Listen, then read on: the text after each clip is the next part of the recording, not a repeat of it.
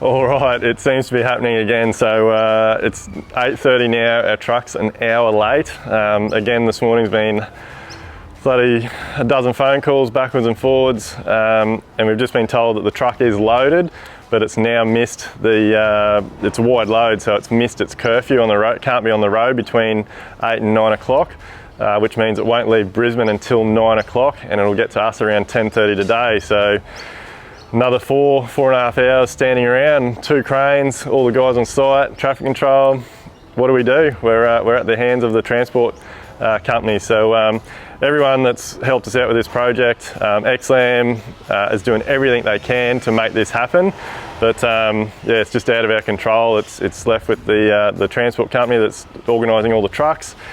And with everything being so busy, and the thing that's making it extremely difficult is the size of these loads. So it's all got to be done in certain hours of the day.